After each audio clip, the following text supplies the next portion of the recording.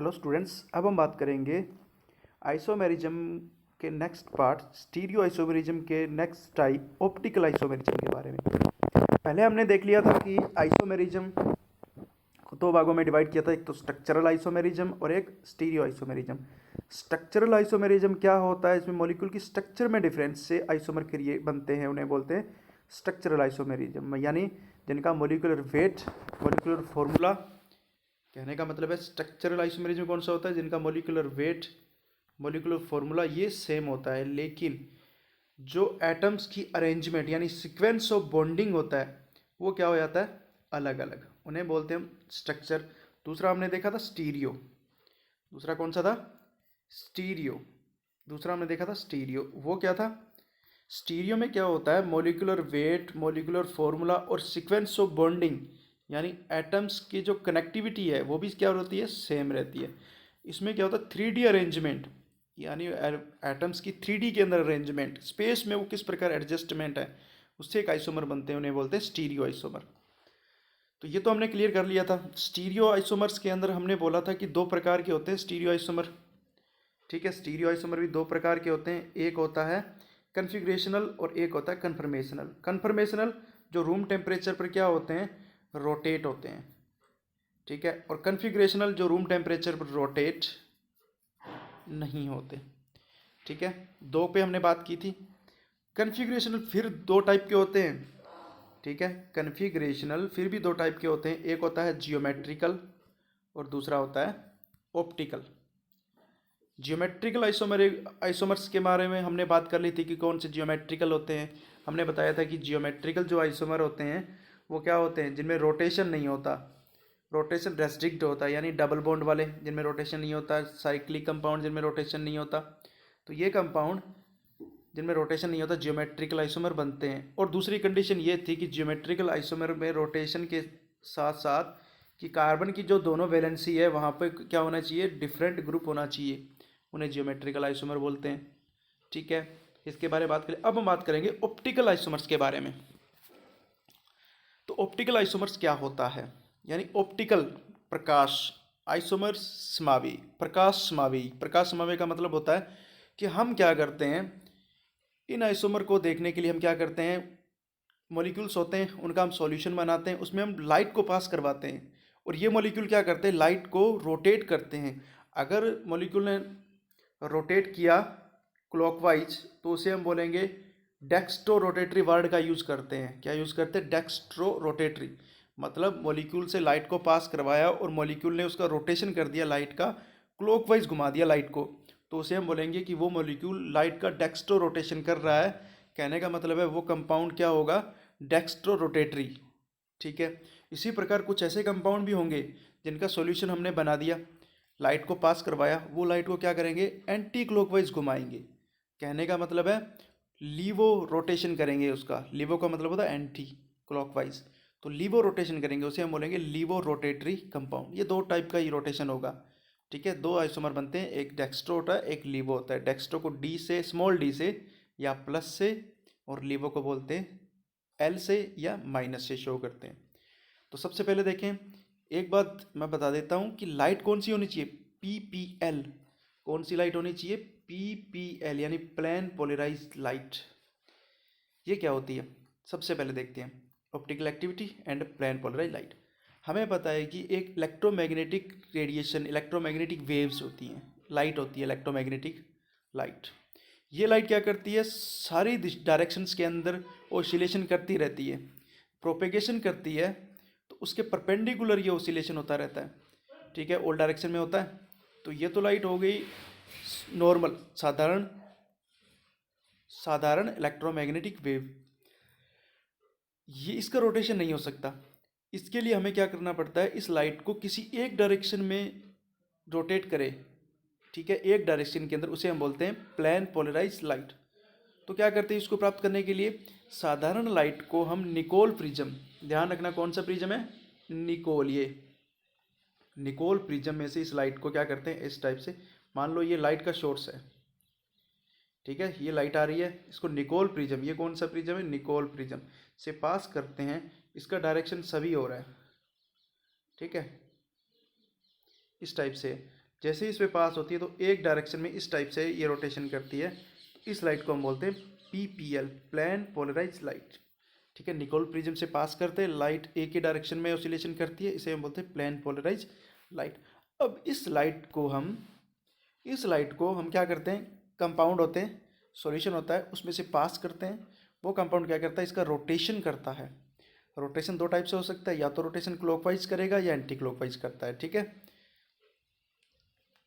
तो इन कंपाउंड्स को हम क्या जो लाइट का रोटेशन करते हैं उन कंपाउंड्स को हम बोलते हैं ऑप्टिकल एक्टिव कंपाउंड्स। अगर ये रोटेशन नहीं होता तो इसका मतलब वो कंपाउंड क्या है, ऑप्टिकली इनएक्टिव है, यानी उसने रोटेशन किया ही नहीं, लाइट सीधी चली जाएगी।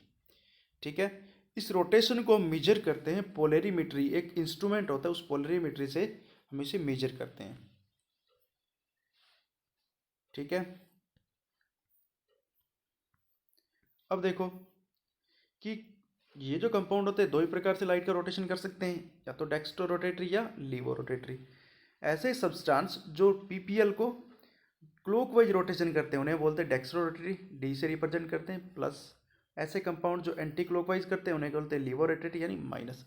अब रोटेशन को हम मेजर कैसे करते हैं, जो रोटेशन को मेजर करते हैं वो पोलरीमीटर से करते हैं। ये पोलरीमीटर का इंस्ट्रूमेंटेशन होता है। इसमें सबसे पहले एक लाइट सोर्स लेते हैं जो लाइट जनरेट करता है यानी इलेक्ट्रोमैग्नेटिक रेडिएशंस। इसको हम फिक्स एक पोलराइजर, ठीक है, उसको उसमें से पास करते हैं, जैसे निकोल प्रिज्म हो गया। अब उसके बाद पोलरीमीटर ट्यूब जो जिसके अंदर ये सॉल्यूशन भरा रहता है वो 10 सेंटीमीटर लॉन्ग होती है, उसमें सॉल्यूशन को लेते हैं, उसमें से इस लाइट को पास करते हैं जो एक ही डायरेक्शन में मूवमेंट कर रही होती है, इसे हम बोलते हैं पीपीएल। जैसे ये लाइट तो थी ऑल डायरेक्शन में, ठीक है, और ये यहाँ होगी पीपीएल। पीपीएल को पास करेंगे, पास करने के बाद ये सॉल्यूशन से लाइट क्या होगी, किसी एक डायरेक्शन में रोटेट होएगी। ठीक है, ये एनालाइजर होगा जो लाइट को रोटेशन को मेजर करेगा, यही हमें बताएगा कि डेक्स्ट्रो रोटेटरी हो रहा है या लीवो रोटेटरी। तो इस प्रकार ये इंस्ट्रूमेंट हम काम में लेते हैं। ठीक है, अब जो सॉल्यूशन में जैसे ये सॉल्यूशन था और ये लाइट जा रही थी, ये एक डायरेक्शन में मूवमेंट कर रही है। अब इसका रोटेशन हुआ, ठीक है, क्या हो गया, रोटेशन, जैसे ये क्लॉकवाइज जा रहा है, तो अब देखो ये लाइट ऐसे जानी थी और रोटेशन हो गया, तो ये जो एंगल कहलाएगा इसको बोलेंगे हम स्पेसिफिक रोटेशन। इसे हम थीटा या अल्फा से, किससे, अल्फा से डिनोट भी कर सकते हैं। ठीक है, स्पेसिफिक रोटेशन। स्पेसिफिक रोटेशन जो होता है number of degree of rotation, यानी सॉरी ये होता है थीटा जो होता है वो होता है डिग्री ऑफ रोटेशन। ठीक है, जो स्पेसिफिक रोटेशन होता है, ये जो डिग्री ऑफ रोटेशन होता है ये डिपेंड करता है कंसंट्रेशन और लेंथ पे, लेकिन एक होता है स्पेसिफिक रोटेशन। स्पेसिफिक रोटेशन क्या होता है, number of degree of rotation observed if A 1 decimetre, यानी 1 डेसीमीटर कितने के बराबर होता है, 10 सेंटीमीटर ट्यूब, एंड कंसंट्रेशन जो 1 ग्राम पर एम होती है, ये फिक्स होता है। ठीक है, ठीक है, तो थीटा अपॉन एल इंटू सी को क्या बोलते हैं हम, स्पेसिफिक रोटेशन, इसे अल्फा से डिनोट करते हैं। ठीक है, अल्फा जो लैम्बडा है वो तो इलेक्ट्रोमैग्नेटिक की वेवलेंथ है, टी यहाँ टेम्परेचर है। ठीक है, जो फिक्स होता है 25 डिग्री सेंटीग्रेड। थीटा यहाँ ऑब्जर्वर्ड एंगल ऑफ रोटेशन, यानी degree, number of degree of rotation या ऑब्जर्वर्ड एंगल ऑफ रोटेशन, जो ये होता है थीटा होता है। ठीक है, और इसके रेशियो को यानी थीटा अपॉन एल इंटू सी को क्या बोलते हैं, स्पेसिफिक रोटेशन, ये। ठीक है, तो स्पेसिफिक रोटेशन जो होता है वो एक तो ट्यूब की लेंथ से इंडिपेंडेंट रहता है, कंसंट्रेशन से इंडिपेंडेंट। क्यों, क्योंकि हमने देखा कि ऑब्जर्वर्ड एंगल ऑफ रोटेशन यानी ये जो थीटा होता है ये डायरेक्टली समानुपाती होता है एल डॉट सी, यानी लेंथ के और कंसंट्रेशन के, क्योंकि ये दोनों एक दूसरे के समानुपाती होते हैं, ये डिपेंड करता है ऑब्जर्वर्ड एंगल ऑफ रोटेशन। तो हमने देखा कि स्पेसिफिक क्या होता है, इनका रेशियो होता है, अगर ये बढ़ रहा है तो ये भी बढ़ जाएगा, ये बढ़ रहा है तो भी ये बढ़ जाएगा, तो इसका मतलब अल्फा क्या होगा, इससे इंडिपेंडेंट होगा। ठीक है, ठीक है, और ऑप्टिकल रोटेटरी पावर जो होता है वो प्रॉपर्टीज होती है मॉलिक्यूल्स की। ठीक है, यहां तक हमने कर लिया। अब उसके बाद देखते हैं कि ऑप्टिकल एक्टिविटी का कारण क्या होता है, कि क्या कारण है जिसमें ऑप्टिकल एक्टिविटी कंपाउंड बन होता है। तो इसके लिए एक लुईस पोस्चर ने सबसे पहले बताया था। उसने बताया था कि अगर हम ऐसे क्रिस्टल को लेते हैं, उसके सॉल्यूशन को लेते हैं, टू डिफरेंट क्रिस्टल, मान लो हम टू डिफरेंट क्रिस्टल लेते हैं और एक दूसरे के मिरर इमेज है, उनका एक्वस सॉल्यूशन बना लिया हमने। एक्वस सॉल्यूशन बनाने के बाद उस पर लाइट को पास करवाते हैं, तो लाइट का रोटेशन होता है, और रोटेशन भी दोनों ही जो क्रिस्टल के एक्वस सॉल्यूशन है, दोनों ही रोटेशन की जो मात्रा होती है वो इक्वल होती है और अपोजिट डायरेक्शन के अंदर होती है। ठीक है, अपोजिट डायरेक्शन में होती है। फिर लुईस पोस्चर ने ये बताया कि ये जो डिफरेंस आता है, ये आता है कि एटम्स की जो थ्री डायमेंशनल अरेंजमेंट जो होगी उस क्रिस्टल में, वो क्या होती है, डिफरेंट होती है, जिसके कारण ये दोनों क्या करेंगे, अपोजिट डायरेक्शन में लाइट को रोटेट कर रहे हैं। इसके बाद इसने तो इतना बता दिया। फिर इसके बाद वान टॉप लीबेल आए थे, उन्होंने बताया कि ये जो कंपाउंड होते हैं, कार्बन कंपाउंड है, ये क्या करते हैं, क्योंकि हमें पता है कार्बन की 4 वैलेंसी होती है और चारों वैलेंसी 4 कॉर्नर्स पे, जैसे टेट्राहेड्रॉन में होता है, रेगुलर टेट्राहेड्रॉन में वहाँ फिक्स होती है।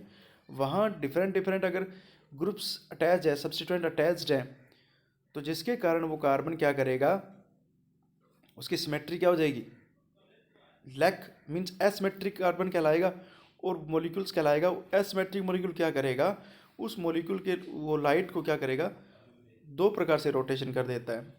ठीक है, जिसके कारण दो आइसोमर बनते हैं, और इसे इन कंपाउंड्स को हम बोलते हैं, इनऑर्गेनिक कंपाउंड्स को हम बोलते हैं ऑप्टिकल एक्टिविटी।